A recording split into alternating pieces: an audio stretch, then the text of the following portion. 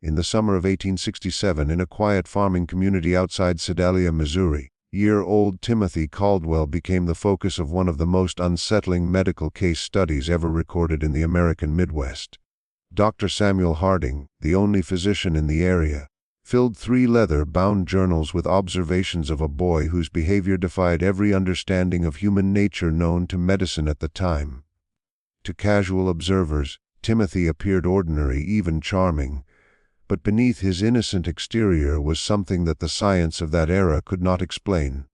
Over the course of 6 months, 3 people died in strange accidents around Timothy Caldwell, and dozens of farm animals were found dead under mysterious circumstances. 11 individuals, all of whom had some connection to the boy, ended up meeting untimely ends. The official records were locked away by local authorities and hidden for more than a century.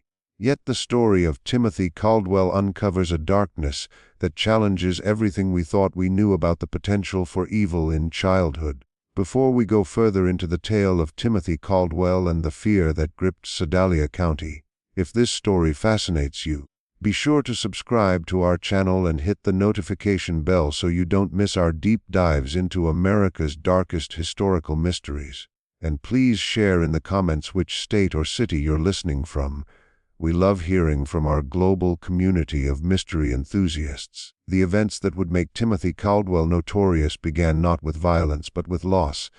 Missouri in 1867 was a state still healing from the wounds of the Civil War. Towns like Sedalia had sent many young men to distant battlefields, leaving behind widows, orphans, and communities struggling to recover. The Caldwell farm, tucked in a valley about 15 miles south of town, had once been thriving. James and Martha Caldwell had built their home with hopes of raising cattle and growing corn, but those dreams ended when James died at the Battle of Wilson's Creek in 1861. Martha tried to run the farm alone, but tuberculosis claimed her during the harsh winter of 1865. Their son Thomas, barely 21, inherited land he could not manage and debts he could not pay. When Thomas learned that his brother William had died at Andersonville Prison, leaving a widow and an 8-year-old son, he saw both a responsibility and a solution. The boy, Timothy, would need a home, and Thomas needed help with the endless work of farming. Thomas Caldwell was a stern man made sterner by war and grief. His wife, Sarah, had grown sharp-tongued and bitter during their childless years. Neither was particularly suited for raising a child, especially one who appeared at their door in the spring of 1866, carrying nothing but a small cloth bundle and eyes that seemed far too old for his young face. Timothy Caldwell was small for his age, with pale skin that burned easily under the Missouri sun and blonde hair that his Aunt Sarah kept cut short to avoid lice. He spoke little of his past, sharing only fragments when pressed. His father had been a soldier. His mother had coughed blood. He had stayed with neighbors after she died. What adults noticed most about Timothy was his politeness. He always said, "Yes, sir," and "Yes, ma'am." He never complained about work or discipline and seemed in every way the model of a well-behaved child. Samuel Harding first met Timothy in June 1866 when the boy went to town with his uncle for supplies. Harding, a graduate of Missouri Medical College and one of the few formally trained physicians west of St. Louis, had developed a keen eye for reading people while treating both Union and Confederate soldiers. Yet something about the Caldwell boy unsettled him. Timothy was perfectly respectful, Harding later wrote, answering questions directly, maintaining proper eye contact, and showing none of the fidgeting or shyness typical of rural children meeting strangers. Still, I found myself deeply uneasy in his presence, Harding recorded. His eyes held an intensity that seemed to study me with the same careful attention I usually reserved for my patients. The farming community around Sedalia was small enough that everyone knew each other's business. The Caldwell farm was remote but not so isolated that neighbors did not notice unusual behavior. Mrs. Ella Lanera Patterson, whose property bordered the Caldwell land, often saw Timothy working in the fields or tending animals. She told her husband that the boy worked with unusual focus for a child his age, never stopping to play or rest, as children normally would. It was like watching a tiny machine, she said over dinner one evening.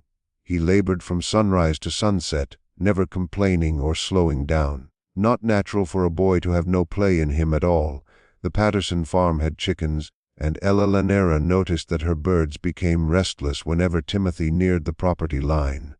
They would gather together, squawking and flapping, refusing to approach the fence. Her husband dismissed it as coincidence, but Ella Lanera could not shake the feeling that the animals sensed something about the boy that humans could not see. The first death happened on a scorching afternoon in August 1866. Little Mary Fletcher, age 5, the blacksmith's daughter, was known for her bright laugh and her habit of wandering. She had been playing near Willow Creek, a shallow stream running between several farms, including the Caldwell land. Timothy found her body. He arrived at the Fletcher home just as the family prepared for supper, clothes damp and face pale, showing what appeared to be real distress. "Mrs. Fletcher," he said calmly, "I found Mary by the creek. She's not breathing." The search party rushed to the stream and found Mary face down in water barely 18 inches deep. Dr. Harding called immediately, determined that she had drowned. A tragic but not uncommon accident where children played unsupervised near water. What disturbed Harding was not the death, but Timothy's precise account of finding her. The boy gave detailed information about where Mary lay, the position of her body, and the state of her clothing. When asked why he was there at that moment, Timothy said he had been searching for a lost calf. The boy's memory was unusually accurate. Harding noted in his journal that Timothy could describe the exact position of Mary's limbs, how her dress caught on a submerged branch, and even the color of the water around her face. Such sharp observation was rare for a child claiming to be frightened. Thomas Caldwell confirmed that one of their calves had gone missing that morning and that he had sent Timothy to search near the creek. The calf was found 2 days later, healthy and grazing nearly a mile from where Mary drowned. The Fletcher family, grieving their loss, accepted Timothy's sympathy. He had been the one to find their daughter and alert them immediately. At the funeral, Timothy sat quietly with his aunt and uncle, head bowed in respect. When the family thanked him, he accepted their gratitude with solemnity. "I wish I could have found her sooner," he told Mary's father, his voice carrying genuine regret. But Ella Lanera Patterson, watching from across the church, noticed something troubling. When Mary's mother collapsed in grief, and the small coffin reduced grown men to tears, Timothy's face never changed. Though his head was bowed, his pale blue eyes remained dry and alert, taking in every detail of the scene. 3 weeks later, the second death occurred. Henrik Larsson, an elderly Norwegian immigrant who had worked as a logger before arthritis slowed him, was found dead at the bottom of Devil's Bluff, a rocky outcrop above the creek. Timothy was again involved in the discovery. Walking home from town, he noticed something unusual.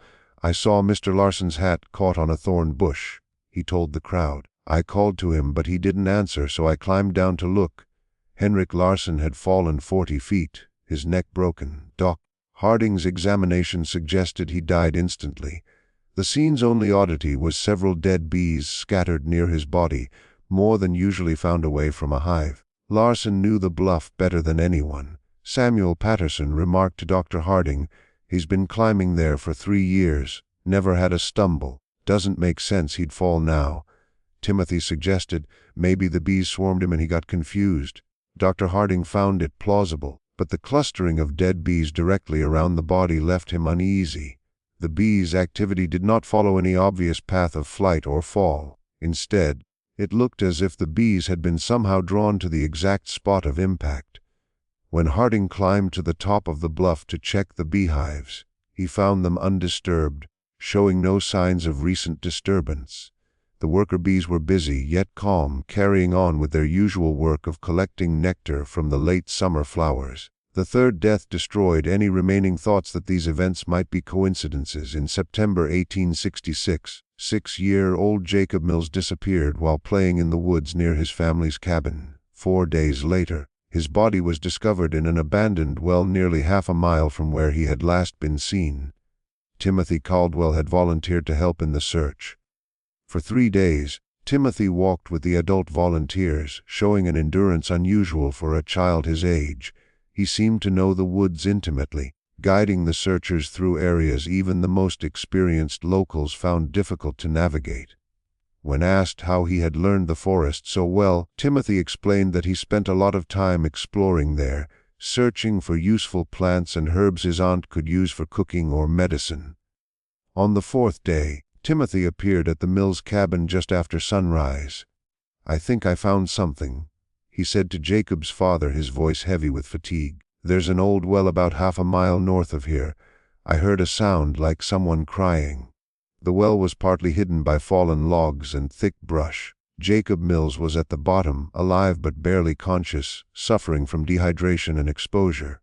Dr. Harding was called immediately, but the boy died within hours of being rescued. His small body could not recover from the ordeal. Harding later wrote in his journal that the child had been at the bottom of the well for nearly 4 days. The fact that Timothy had located him in such an obscure place raised troubling questions. How well did Timothy know the woods? What hidden dangers might he be aware of? Even more disturbing was Timothy's behavior while Jacob was dying. The Mills family kept a constant vigil over their son, but Timothy sat quietly in the corner of the cabin, apparently in prayer. Yet Dr. Harding, observing him discreetly, saw something deeply unsettling. Timothy's lips moved, but his eyes never left Jacob. It was not prayer. He seemed to be studying the dying child with an almost scientific intensity, noting every detail: the uneven breathing, the pale skin, the flickers of consciousness. When Jacob finally died, Timothy's face showed no sorrow or shock. Instead, Harding noticed an expression that could only be described as satisfaction. After the funeral, Harding made an excuse to visit the abandoned well. Something about the place unsettled him. The well was well hidden, covered by debris that would have required considerable effort to move. Yet Timothy claimed to hear crying from within, a statement that seemed impossible given the depth and concealment. Examining the site carefully, Harding noticed details missed during the initial rescue. Around the rim, the debris had been arranged with unusual precision. Logs and branches that should have fallen haphazardly were placed deliberately, creating a camouflage that would be nearly impossible to detect unless someone knew exactly where to look. The implications were horrifying. Jacob Mills had not simply fallen. Someone had put him there and carefully hidden the well until he was too weak to survive. That evening, Harding began detailed notes on Timothy Caldwell. If his suspicions were correct, the boy could pose a danger to the entire community. Yet suspicion alone was not proof, and proof was exactly what Harding lacked. On the surface, Timothy appeared to be a model child. He attended church regularly with his aunt and uncle, sitting quietly and reciting prayers with proper reverence. He worked diligently on the farm, completing tasks many adults would struggle with. He spoke politely to elders and respected authority. Most importantly, he had credible explanations for his presence at each incident. He had been searching for a lost calf when he found Mary Fletcher. He had been walking home from town when he noticed Henrik Len's hat. He had volunteered to help find Jacob Mills, as any caring neighbor would.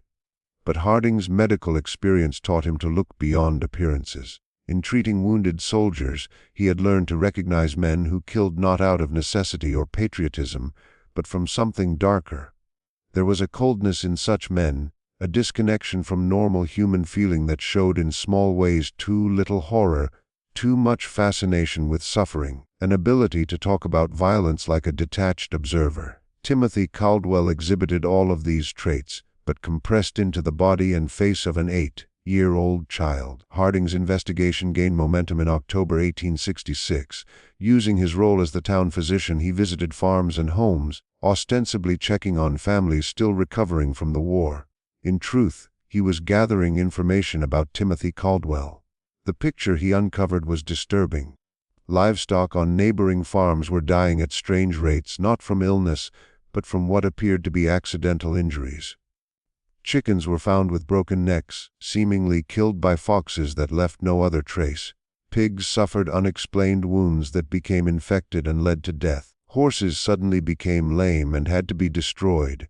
Mrs. Eleanor Patterson told Harding she had lost 17 chickens in the past 2 months. "It's the strangest thing," she said. "They die 1 or 2 at a time, always in the morning, and their necks are broken perfectly. My husband thinks it's foxes, but I've never seen any tracks. The way they're killed is too exact." Harding's examination confirmed her fears. The birds had been killed by precise force at specific points on the neck, requiring knowledge of anatomy. It was not random, not typical predator behavior, but something deliberate and controlled. Similar patterns appeared on other farms. James Wickham had lost 3 calves to bizarre accidents. Animals strangling themselves on ropes or wedging heads in fence rails in ways defied logic. Robert Dunham's prized bull had broken its leg falling into a ditch. Despite being one of the surest-footed animals around, all the affected farms were within walking distance of the Caldwell property, and several neighbors reported seeing Timothy nearby at the time. "I saw him walking along our fence line the morning before we found the calf," James Wickham told Harding. It seemed odd, him being that far from home, but he was always polite, waved, and said hello properly. Harding also observed Timothy closely during his routine medical visits to the Caldwell farm. The boy was always present, standing quietly while Harding examined his aunt and uncle. But he watched with unusual attention, asking questions about anatomy and medical procedures that were advanced for his age. "How do you know if someone is really dead?" Timothy asked once, in a casual tone, as if discussing the weather. "Sometimes people just look like they're sleeping." When pressed, he said he wanted to know in case he needed to help someone while alone on the farm. "Uncle Thomas says I should know how to handle emergencies since we live so far from town," he explained. The answer was reasonable, but Harding found the question unsettling. There was a clinical detachment in Timothy's curiosity about death and injury. He asked about how people died, how long it took, what signs to watch for, and whether survival was possible in various traumas, with the same interest a medical student might show studying cadavers. Harding began testing Timothy's knowledge with false information, claiming certain injuries were fatal when they were not, or that particular symptoms indicated conditions that were incorrect.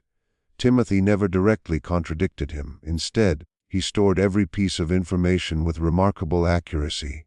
Even more alarming was Timothy's reaction to Harding's war stories. While most children showed shock or sadness when hearing about battlefield injuries, Timothy listened intently, asking detailed questions about wounds, blood loss, and chances of survival. "Did they scream a lot when you cut off their arms?" he asked, matter-of-factly.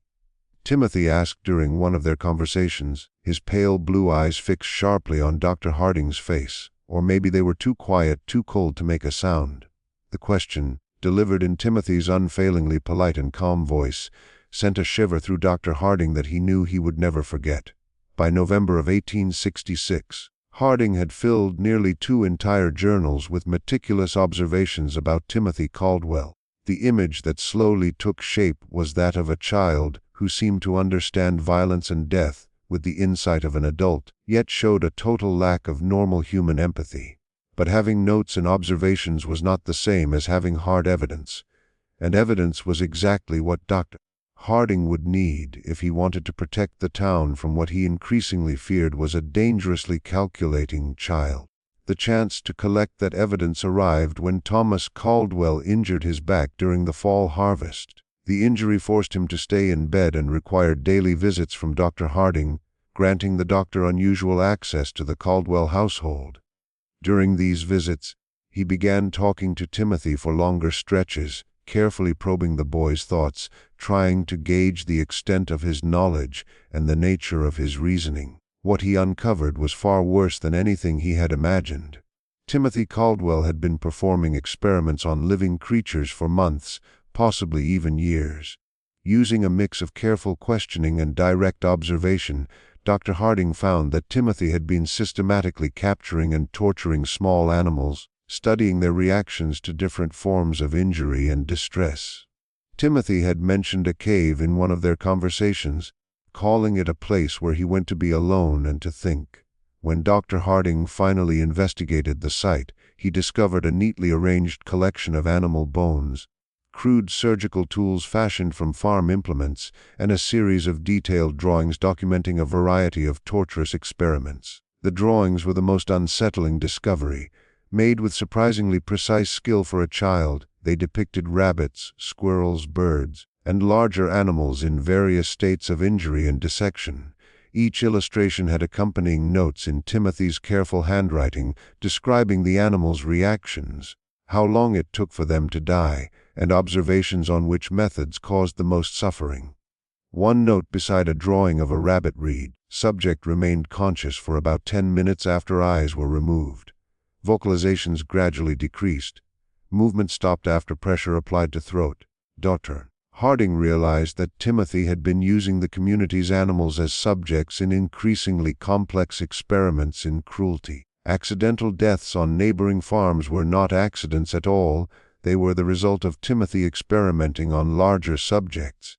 But the most horrifying discovery was a new set of drawings depicting human figures instead of animals. The sketches showed children and adults in poses of suffering and injury, with speculative notes about human anatomy and methods of causing harm. One drawing unmistakably showed Mary Fletcher, the first child to die. Another depicted Henrik Len. A third showed Jacob Mills at the bottom of a well, with detailed observations on dehydration and exposure. Timothy Caldwell had not simply been present during these deaths, he had planned them, carried them out with meticulous precision, and recorded the outcomes for further study. As Dr. Harding soon realized, the nightmare in Sedalia County was far from over. If this story is sending shivers down your spine, share it with someone who loves dark mysteries. Hit the like button to support this content, and make sure to subscribe so you never miss chilling tales like this. Let's see together what happens next. Dr. Harding was faced with a near impossible situation. The evidence from the cave clearly implicated Timothy in multiple deaths, yet it had been collected in a way that would be considered illegal. Moreover, the idea that an 8-year-old could be a calculating killer was so far beyond the accepted understanding of human nature that no court would take it seriously. In 1867, medical science had no concept of psychopathy or antisocial personality disorder. Children were thought to be innocent, corrupted only by external influences or trauma. The notion that a child could be born without empathy or moral awareness was almost unthinkable. Dr. Harding knew that if he took his findings to the authorities, he would likely be dismissed as a man whose mind had been warped by years of treating war wounds. The evidence would be ignored. Timothy would be excused as a grieving orphan acting out, and the killings would continue. Instead, Dr. Harding chose to confront Timothy directly. During his next visit to the Caldwell farm, he asked the boy to walk with him to inspect the livestock in the far pasture. Once alone, Dr. Harding told him what he had discovered in the cave. Timothy's reaction was unlike anything the doctor had anticipated. The boy showed no shock, no denial, and no fear at being caught. He listened calmly as Dr. Harding described the drawings and notes, occasionally nodding, almost confirming the doctor's observations. "You're not going to tell anyone?" Timothy said. When Dr. Harding looked at him, he realized it wasn't a question, it was a statement of absolute certainty. "Why not?" Harding asked, genuinely curious about the boy's reasoning. Timothy smiled, the first true expression of emotion Dr. Harding had ever seen on his face. "Because no one would believe you," he said. "And because you're curious about what I'll do next." He was right on both counts. Harding knew that his warnings would sound like the ravings of a man losing his mind. But Timothy had also revealed something the doctor had been reluctant to admit even to himself, a scientific fascination with watching the development of possibly the most dangerous human being he had ever encountered. "How long have you been doing this?" "Doctor?" Harding asked. "Since I was 5, Timothy replied matter-of-factly. "Maybe earlier. I started with insects, then mice, then bigger things. It's interesting to see how different animals react to the same treatments, and the people who died were experiments too. I wanted to see if humans respond like animals. They mostly do, but they notice more. That makes it more interesting." Dr. Harding felt a chill that had nothing to do with the November air. "What are you planning to do next?" he asked. Timothy considered the question thoughtfully. "I need to see what happens when you hurt someone who trusts you completely, someone who wouldn't suspect anything until it's too late." The implication was clear. Timothy intended to kill his aunt and uncle. Dr. Harding knew he had maybe days, possibly hours, before the boy would act. Timothy spoke with the calm confidence of someone who believed himself untouchable. and past experience suggested he did not hesitate once he had made a decision. That evening, Dr. Harding went to Sheriff William Crawford in Sedalia. Crawford was practical, a Civil War veteran with little patience for speculation, but he trusted Dr. Harding's judgment and would listen to evidence no matter how strange it seemed. Dr. Harding carefully presented the case, focusing on verifiable facts rather than theory. He showed the drawings and notes, explained the pattern of deaths around Timothy, and revealed the boy's unusual knowledge of anatomy and violence. Most crucially, he disclosed Timothy's stated plan to kill his aunt and uncle. Even if half of this is true, Sheriff Crawford said after examining the evidence, growing increasingly alarmed, we can't arrest a child for drawings and suspicion alone, but we can watch him and be ready if he tries anything. Crawford studied the precision of Timothy's sketches, noting details that even his war experience had not prepared him for. The two men spent hours planning their approach, selecting Crawford's most trusted deputies, men steady under pressure. Their strategy was detailed. Dr. Harding would arrive at the farm under the pretense of attending to Thomas's back, bringing medication to keep both Thomas and Sarah calm and sedated. Crawford and his men would station themselves around the property, close enough to intervene, but hidden from view. The next morning, the plan went into action. As Dr. Harding approached the farmhouse in his buggy, he immediately sensed something was off. The usual farm sounds, chickens clucking, pigs grunting, distant hammering, were completely absent. An eerie silence filled the air, making his skin crawl. Timothy appeared in the doorway before Dr. Harding could even step down from the buggy. The boy stood perfectly still, pale blue eyes fixed on the doctor with a predator's intensity. His work clothes were neat, sleeves rolled up past his elbows, hands freshly scrubbed, as if prepared for some messy task. "Good morning, Dr. Harding," Timothy said calmly. Timothy said, his voice carrying its usual polite tone. But underneath, something had shifted.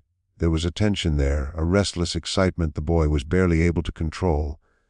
"I've been waiting for you." The words sent a shiver down Dr. Harding's spine. Timothy's choice of the word waiting suggested he had been expecting this visit, maybe even counting on it as part of some plan he had carefully arranged. Inside the house, Dr. Harding found Thomas and Sarah Caldwell in their bedroom, both seemingly asleep. But as he approached Thomas's bed to examine him, he noticed the man's breathing was unusually shallow and his skin had taken on a grayish tone that spoke of more than ordinary sleep. "What did you give them?" Dr. Harding asked softly, not looking at Timothy, but fully aware the boy was observing every move. "Just some herbs I found in the woods," Timothy replied, his voice calm, but each word was deliberate. "There are so many interesting plants around here. Some of them have very useful properties." Dr. Harding checked Thomas's pulse. It was weak, but steady. Sarah showed similar signs. She was deeply unconscious, but still alive. Timothy had been careful with the doses. He wanted his victims helpless but alive, at least for now. "They won't wake for several hours," Timothy continued casually. "That should give us plenty of time to talk without interruptions." The conversation that followed was unlike anything Dr. Harding had ever encountered. Timothy spoke of murder and torture with the cold, detached tone of a professor explaining anatomy. He recounted his experiments on both animals and humans with scientific precision, describing his methods and the conclusions he drew from each death. "Mary Fletcher taught me that drowning is actually very slow," Timothy said, sliding into a chair as if about to start a pleasant afternoon conversation. "Everyone thinks people just slip under and disappear, but it doesn't work that way at all. There's panic, struggling, and this fascinating pattern of breaths before the person finally stops fighting. I had to hold her under for almost 3 minutes before she gave up." Dr. Harding felt his blood turn to ice. "You held her under the water," he said quietly. Timothy nodded, his eyes bright with interest. "She was playing by the creek, and I told her I found a pretty stone at the bottom. When she bent over to look, I just pushed her head down and held it there. She was small, so it didn't take much effort, but she fought harder than I expected. That's when I realized people have much stronger survival instincts than animals." "And Henrik Larsson?" Dr. Harding asked. "That one was trickier," Timothy admitted. "I couldn't overpower him physically, so I had to get creative. I knew he checked his beehives every Thursday morning, so I went to the bluff the night before and loosened some of the stones on the edge. Then I took some bees from his hives and put them in a cloth bag. Timothy's eyes gleamed as he explained. When Mr. Larson climbed up to check, I was behind some rocks. I threw the bees at him and shouted that a huge swarm was attacking. He panicked, stumbled backward over the weakened stones, and the fall killed him instantly, just like I planned. And Jacob Mills. Timothy's tone became that of a teacher sharing a remarkable lesson. Jacob was the most interesting. I didn't kill him quickly like the others. I wanted to see what would happen if someone suffered over several days. I lured him into the woods by telling him I'd found a family of baby raccoons. He was so focused on the imaginary animals that he never considered the danger. I helped him down into a well and covered the opening with logs and brush. I visited him every day for 4 days, giving him just enough water to survive but not enough to regain strength. Dr. Harding realized Timothy was no longer speaking hypothetically. The boy had precise plans, and those plans clearly included the people in this house. "What are you planning to do with your aunt and uncle?" Dr. Harding asked sharply. Timothy's smile returned, wider than Dr. Harding had ever seen. "That's where you come in, Dr. Harding. All my earlier experiments were with people who didn't know what was happening until it was too late. But you understand exactly who I am and what I can do. That makes you perfect for a completely new kind of study." As he spoke, Timothy moved around the room, collecting objects Dr. Harding recognized as potential weapons. Rope from the barn, a heavy candlestick from the mantel, several sharp kitchen knives. He arranged them carefully, almost like preparing for surgery. "I want to see what happens when someone who knows they are going to die tries to save the people they care about," Timothy said, excitement growing. "Will you risk yourself to save Uncle Thomas and Aunt Sarah? Will you try to fight me even though you know I've planned for that? Will you run and leave them behind to save yourself?" Dr. Harding knew conversation was over.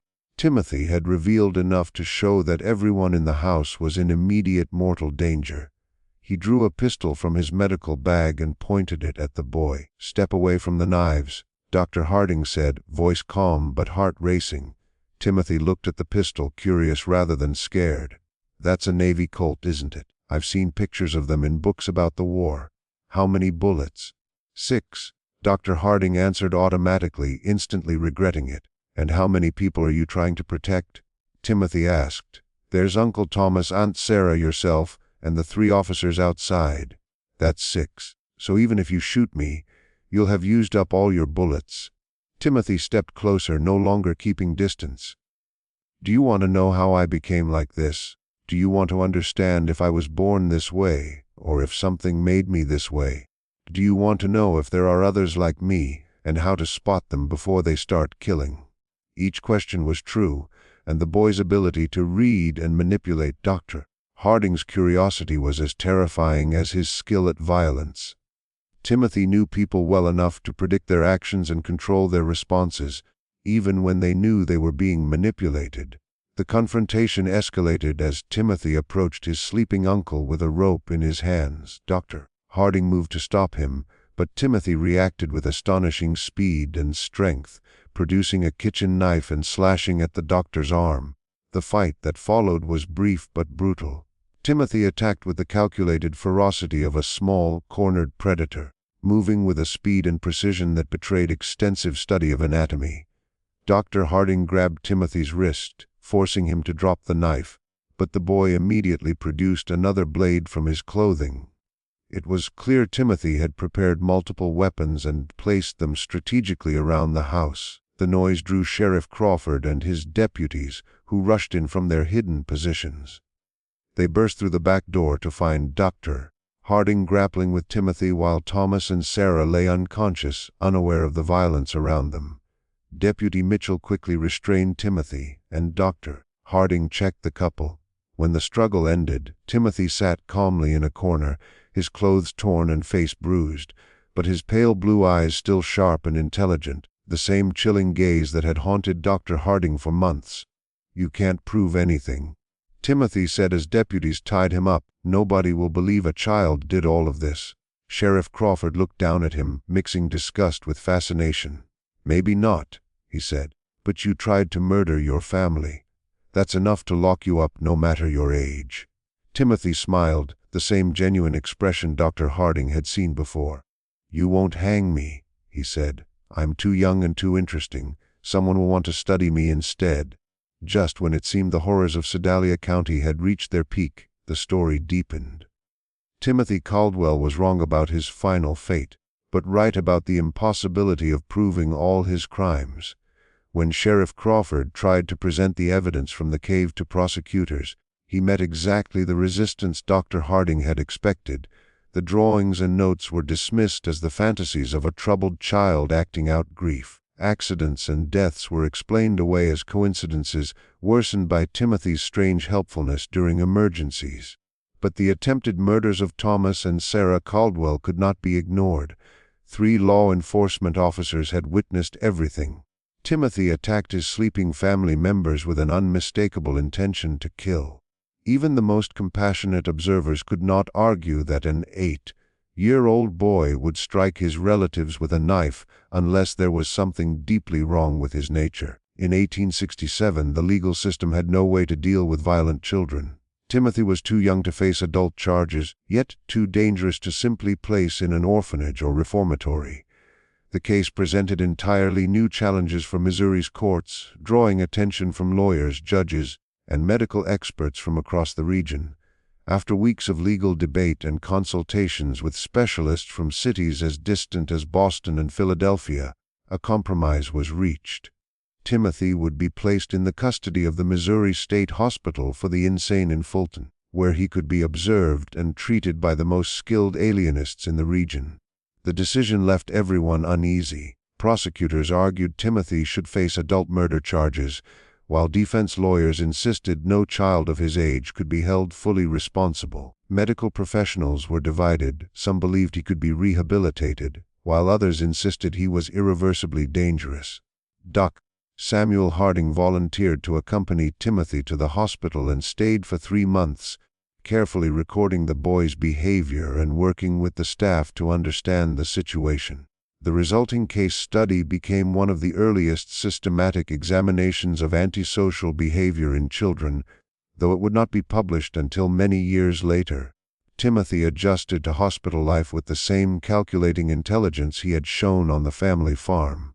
He quickly learned to imitate acceptable emotions and responses, convincing several staff members that he was making great progress in overcoming his past violent tendencies. He would cry convincingly while talking about his attacks, express remorse that seemed sincere, and show what appeared to be genuine gratitude for the care he received. But Dr. Harding noted that Timothy was not feeling these emotions. He was studying the staff, learning to manipulate them more effectively. The boy had created an almost complete catalog of human emotional reactions, and he could reproduce them flawlessly. Even though he felt none of the emotions himself, the subject displays exceptional cognitive skill alongside a total lack of true emotional response. Dr. Harding wrote in his detailed notes, "He has learned to mimic ordinary human reactions well enough to deceive casual observers. Extended observation shows these performances are entirely artificial." Timothy understands happiness as the expression people make when they want something good to continue, and sadness as the expression people make when they want others to assist them, but he has never truly experienced either emotion. Dr. Harding also discovered the full scope of Timothy's violent thoughts and plans. Once the boy believed he had gained Dr. Harding's trust by pretending to be fascinated by the scientific study of human behavior. He began sharing ideas for future experiments that made his past crimes appear minor in comparison. He has created complex scenarios for testing human reactions to psychological and physical torment, Dr. Harding reported confidentially. His plans show astonishing creativity, careful attention to detail, and a sophisticated understanding of human psychology. If allowed to grow and gain resources, he could become one of the most dangerous individuals in the history of America. Timothy stayed at the hospital for 18 months. During this period, several unexplained incidents occurred that bore hallmarks of his methods. Other patients died under circumstances initially considered accidents or natural causes, but which, upon close examination, suggested deliberate planning. 3 elderly patients, previously healthy, died of apparent heart failure after encounters with Timothy. 2 younger patients suffered severe injuries from falls, but both incidents occurred in areas where Timothy had been seen earlier that day. The most alarming reports came from patients who said Timothy had visited them at night, silently standing by their beds and watching them sleep. Staff members who worked closely with Timothy also experienced strange problems. Several nurses reported recurring nightmares after spending time with him, filled with vivid scenes of violence and death. 2 attendants requested transfers to other wards, claiming they felt constantly observed, even when Timothy was supposedly confined to his room. Dr. Martha Fitzgerald, brought in to assist with Timothy's treatment, discovered that the boy had been keeping a secret journal. Timothy had persuaded a nurse to give him paper and pencil under the guise of therapeutic writing exercises, claiming that recording his thoughts would help him process emotions. At first, the journal appeared ordinary, filled with daily entries describing his thoughts, regrets, and hopes for rehabilitation. The writing seemed childlike and emotionally vulnerable, portraying a troubled young boy striving to overcome trauma. But Dr. Fitzgerald's expertise in European psychiatric methods included knowledge of coded communication. When she analyzed Timothy's journal with these techniques, she uncovered a sophisticated cipher. The hidden messages revealed Timothy's true intentions. He was not feeling remorse or seeking rehabilitation. Instead, he was systematically studying the hospital, its staff, and security measures. His goal was not merely escape, but to use his time in confinement to develop advanced methods of manipulation and murder. One decoded entry read, Day 47. F believes my tears during today's session were genuine. Her responses show growing trust and reduced suspicion. Estimate 3 more weeks of consistent performance to gain permission for physical contact. The discovery of the coded journal led to immediate tightening of hospital security and reduced Timothy's contact with staff. Yet he adapted with typical cunning, shifting from emotional manipulation to detailed observation of routines and possible escape strategies. In the summer of 1868, Timothy Caldwell vanished from the Missouri State Hospital under circumstances never fully explained. Official reports claimed he escaped during a transfer between buildings despite constant supervision by multiple guards. Dr. Harding suspected a more complex plan. Timothy had displayed remarkable patience and foresight throughout his confinement, likely spending months preparing his departure. Evidence found after his disappearance suggested Timothy had manipulated staff more effectively than anyone realized. Guards reported making minor policy exceptions for him in the weeks prior, such as longer exercise periods, extra reading material, and small routine adjustments. Each seemed trivial, but together they created openings for his escape. By the time he acted, he knew the psychology of every staff member better than they knew themselves. Dr. Harding wrote, his escape was not desperation. It was the result of a carefully executed strategy. In the years following, Dr. Harding collected reports of suspicious deaths and accidents across the Midwest, many of which bore signs consistent with Timothy's methods: carefully staged accidents, evidence of animal cruelty, and the presence of a child unusually helpful and psychologically sophisticated. Now older and stronger, Timothy represented an unprecedented threat, combining intelligence with complete moral disregard. Dr. Harding spent the rest of his career tracking these reports, trying to understand what Timothy Caldwell truly represented. His private journals, discovered after Harding's death in 1891, contained hundreds of pages documenting potential Timothy, related cases, and reflections on the nature of evil and whether some humans might be born without moral understanding. The implications of Timothy's story continued to influence criminal justice, child psychology, and mental health treatment debates for decades. His ability to deceive trained professionals raised uncomfortable questions about the reliability of psychiatric evaluation, while his manipulative genius highlighted the danger of assuming that all children are innocent and redeemable. The events at the Caldwell farm remained a chilling reminder of how intelligence and cruelty could combine in ways society was ill prepared to confront. Close will tend to obviously magic man. I never saw any of body or saw the local and one of the could also in one of these have some of their experiments possible in the show. There's all